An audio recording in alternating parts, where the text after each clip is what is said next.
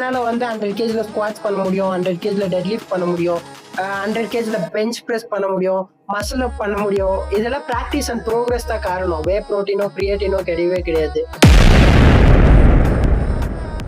Welcome to one way fitness. இன்னைக்கு எதை பற்றி பேச போகிறோம்னா வே ப்ரோட்டீன் கிரியேட்டின் இதை பற்றி தான் பேச போகிறோம். என்னோட ஒப்பீனியன் என்னென்னா, இது வந்து எல்லாருக்கும் தேவையே கிடையாது.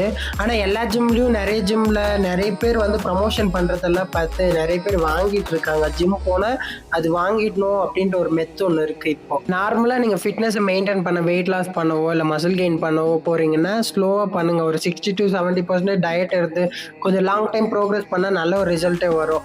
யாருக்கு வே ப்ரோட்டீன் கிரியேட்டின்லாம் தேவைன்னா, சப்போஸ் மென்ஸ் பிசிக் டோர்னமெண்ட் பண்றாங்க, பாடி பில்டிங் பண்றாங்க, ஏதோ பவர் லிஃப்டிங் பண்றாங்க, ஸ்போர்ட்ஸ் ஃபீல்ட்ல இருக்காங்க, உங்களுக்கு நீட் இருக்கு, அவங்க எடுத்துக்கிறாங்க. பட் எல்லாருக்கும் அது தேவை கிடையாது. நானுமே அதை யூஸ் பண்ணதும் கிடையாது. என்னால வந்து 100 கேஜில ஸ்குவாட்ஸ் பண்ண முடியும், 100 கேஜில டெட் லிஃப்ட் பண்ண முடியும், 100 கேஜில பெஞ்ச் பிரஸ் பண்ண முடியும், மசில் அப் பண்ண முடியும். இதெல்லாம் பிராக்டிஸ் அண்ட் ப்ரோக்ரஸ் தான் காரணம். வே ப்ரோட்டீனோ கிரியேட்டினோ கிடையவே கிடையாது. அதனாலதான் சொல்றேன், அது எல்லாருக்கும் தேவையே கிடையாது. நீங்க லாங் டைமா ப்ரோக்ரஸ் பண்ணீங்கன்னா கண்டிப்பா உங்களுக்கு ஒரு நல்ல ரிசல்ட் வந்தே வரும். எந்த விஷயத்துக்காக ப்ரோக்ரஸ் பண்ணி புஷ் பண்ணாலும் சரி. நான் 6 இயர்ஸா ஜிம் ட்ரைனரா ஒர்க் பண்ணிட்டு இருக்கேன். ஈவன் நான் என் கிளைண்ட் எந்த கிளைண்ட்டுக்கும் நான் அதை சஜஸ்ட் பண்ணதே கிடையாது.